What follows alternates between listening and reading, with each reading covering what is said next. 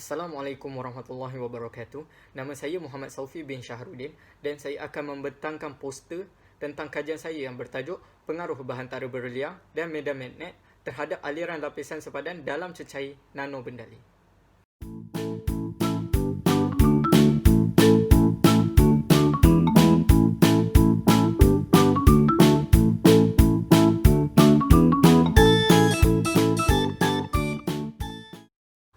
Saya akan memulakan pembentangan ini dengan membincangkan tentang abstrak.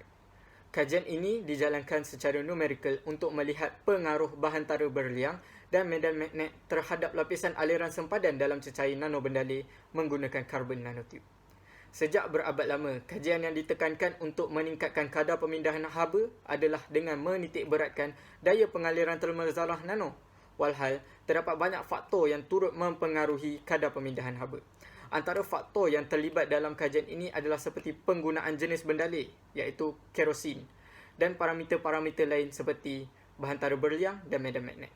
Kesemua elemen tersebut ditafsirkan kepada persamaan perbezaan separa yang kemudiannya diubah menjadi persamaan perbezaan biasa menggunakan transformasi persamaan dan kemudiannya diselesaikan menggunakan kaedah shooting method, di mana shooting method adalah kaedah untuk menyelesaikan masalah lapisan sepadan dengan mengurangkan ia kepada nilai asal.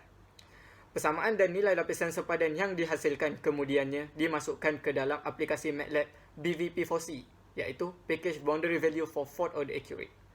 Hasil yang diperoleh berbentuk grafik dan kemudiannya dimasukkan ke dalam jadual untuk dibuat perbandingan.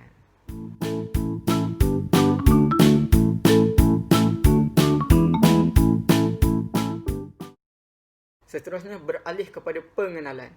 Pada tahun 1990, Choi memperkenalkan istilah nano bendali yang merujuk kepada cecair baharu yang dihasilkan dengan menyebarkan zarah bersaiz nanometer dalam cecair untuk meningkatkan kadar produksi industri.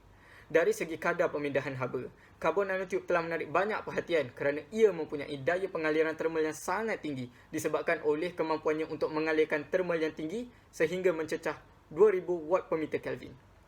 Kehadiran zarah nanomagnetik dalam cecair membuatkan nano bendali antara cecair yang mengalirkan elektrik yang dikenal pasti sebagai magnetohydromagnetics ataupun MHD. Aliran dan pemindahan haba nano bendali melalui bahan tara berlian memberi kelebihan yang menyebabkan lesapan bahan tara berlian lebih besar dan pergerakan tidak sekata aliran bendali di sekelilingi liang yang dicampur bendali lebih berkesan.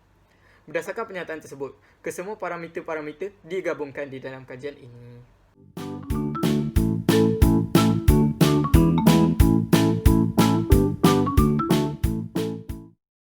Seterusnya, permasalahan kajian yang terdapat dalam kajian ini adalah adakah kehadiran medan magnet dan bahan tara berlian boleh menambahkan kadar pemindahan haba? Dan adakah penggunaan zarah karbon nanotube dalam bendali asas seperti kerosin dan air boleh meningkatkan kadar pemindahan haba juga?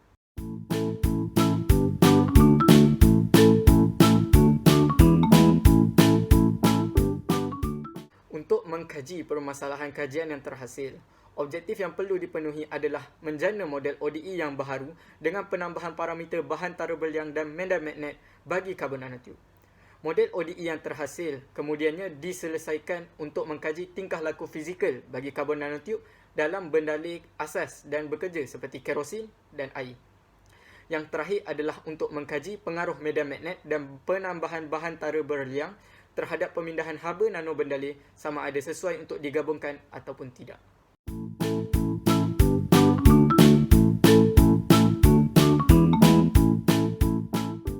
Seterusnya, perbincangan terhadap kaedah kajian. Pada mulanya, persamaan-persamaan seperti continuity, momentum dan tenaga yang diambil melalui jurnal yang dirujuk kemudiannya diubah suai menggunakan karbon nanotube dalam bentuk persamaan kebezaan separa ataupun PDE dihasilkan menjadi model matematik. Kemudian, persamaan perbezaan separa iaitu PDE tersebut diubah menjadi persamaan kebezaan biasa iaitu ODE menggunakan kaedah transformasi kesamaan di mana ia mengurangkan PDE sehingga menjadi ODE dan menghasilkan nombor perkali geseran dan nombor nasuk yang menentukan nilai lapisan sepadan momentum dan nilai lapisan sepadan haba. Bagi nilai lapisan sepadan, untuk mendapatkan nilai tersebut, kaedah yang digunakan adalah shooting method di mana ia bertujuan untuk mendapatkan hasil permasalahan lapisan sepadan dengan mengurangkan ia kepada sistem masalah nilai lapisan sepadan awal. Setelah persamaan dan nilai lapisan sepadan terhasil menggunakan kaedah tersebut, nilainya kemudian dimasukkan ke dalam MATLAB package BVP-POSI ataupun package Boundary Value for Fourth Order Accurate, dan akhir sekali keputusan yang terhasil adalah berbentuk grafik serta dijadualkan untuk memudahkan penampakan hasil kajian. Berdasarkan gambar yang ditunjukkan adalah ciri-ciri thermal untuk carbon nanotube yang dirujuk dalam jurnal Han yang menunjukkan nilai thermal SWCNT iaitu single wall carbon nanotube dan MWCNT iaitu multiple wall carbon nanotube berdasarkan nombor Reynolds bendari yang digunakan iaitu bendali air dan kerosin.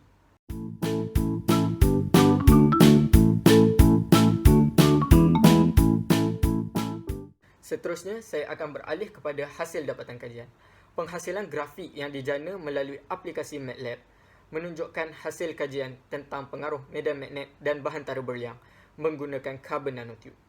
Kajian dibuat dengan menjadikan satu parameter sebagai pemboleh ubah dan menetapkan parameter lain untuk mendapatkan hasil yang boleh dibandingkan untuk mengetahui keberkesanan parameter tersebut.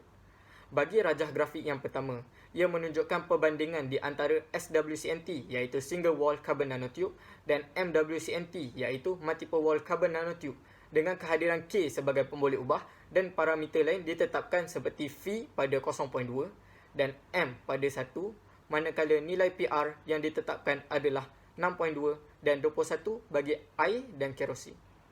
Berdasarkan graf di atas, dengan kehadiran K, ketebalan lapisan sepadan momentum berkurang disebabkan gangguan yang menghadkan pergerakan terhadap aliran bendali dengan bentuk bahantara berliang yang mempunyai ruang lompak. Ia dapat dilihat melalui semakin rapat ke dinding pada paksi Y, semakin efisien nilai lapisan sepadan momentum yang diperoleh.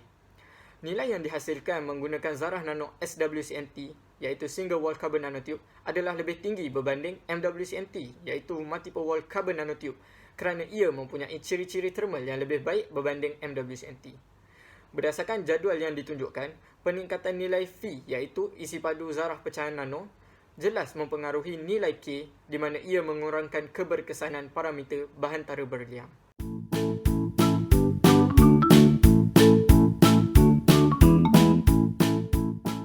Merujuk kepada rajah yang seterusnya yang menunjukkan perbandingan di antara SWCNT dan MWCNT dengan kehadiran M sebagai pemboleh ubah dan parameter lain ditetapkan iaitu V pada 0.2 dan K pada 1, manakala nilai PR untuk air ditetapkan pada 6.2 dan kerosin masih pada 21. Berdasarkan rajah di atas, SWCNT masih menunjukkan nilai yang lebih tinggi berbanding MWCNT iaitu menunjukkan kecenderungan dalam merendahkan nilai lapisan sepadan momentum.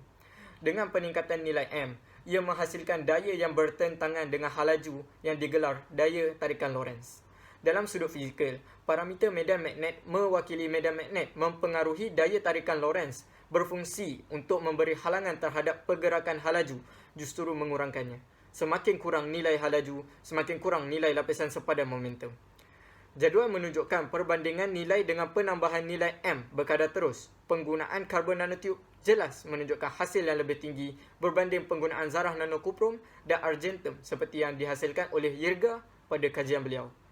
Peningkatan nilai isi padu pecahan zarah nano mempengaruhi kadar lapisan sepadan momentum seperti yang ditunjukkan di dalam graf, di mana semakin tinggi nilai isi padu pecahan zarah nano, nilai yang terhasil lebih rendah justru meningkatkan kadar lapisan sepadan momentum.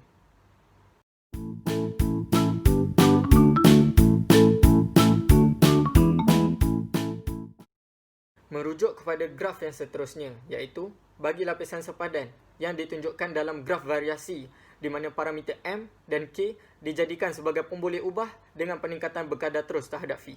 Berdasarkan graf variasi tersebut, dapat dilihat bahawa kesemua graf menunjukkan penurunan di mana ia membuktikan bahawa lapisan sempadan suhu bertambah dengan penambahan parameter-parameter lain. Peningkatan nilai parameter M dan K menebalkan lapisan dinding suhu. Dengan penambahan parameter K dan M, MWCNT iaitu multiple wall carbon nanotube mempunyai kadar pemindahan haba lebih tinggi berbanding SWCNT iaitu single wall carbon nanotube. Jadual yang ditunjukkan menunjukkan bahawa kerosin menunjukkan nilai pemindahan haba yang lebih baik berbanding bendali asas air. jelas menunjukkan kehadiran pengaruh bahantara berliang dan medan magnet memberi impak yang sebaliknya terhadap lapisan sempadan haba berbanding lapisan sempadan momentum.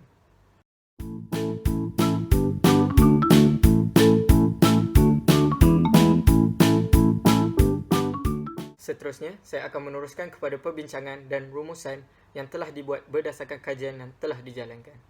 Pertama sekali, karbon nanotube menunjukkan hasil yang lebih efisien berbanding zarah nano lain, di mana ia dibuktikan dengan perbandingan zarah nano koprom dan argentum yang dihasilkan oleh Yerga dan ditunjukkan di dalam jadual. Kehadiran nilai M dan K dalam nano bendaleh merendahkan lapisan sempadan momentum, tetapi sebaliknya ia menebalkan lapisan sempadan haba.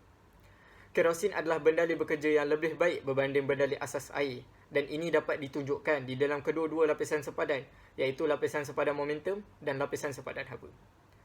Akhir sekali adalah penambahan isi padu pecahan zarah nano mempunyai kesan yang bertentangan terhadap nilai M dan nilai K.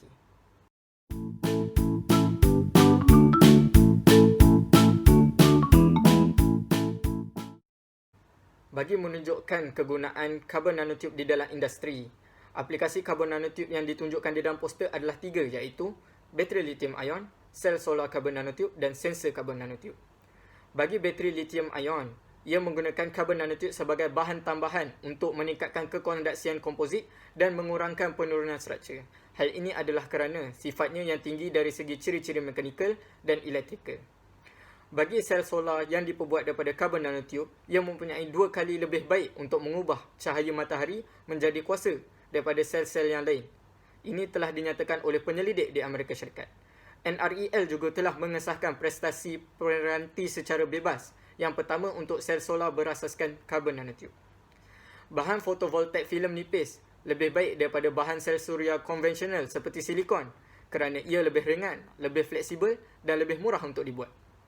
SWCNT sangat sesuai sebagai fotovoltaik filem nipis kerana ia menyerap cahaya merentasi pelbagai panjang gelombang dari yang kelihatan hingga inframerah, dekat dan mempunyai pembawa cas elektrik dan berlubang yang bergerak dengan cepat.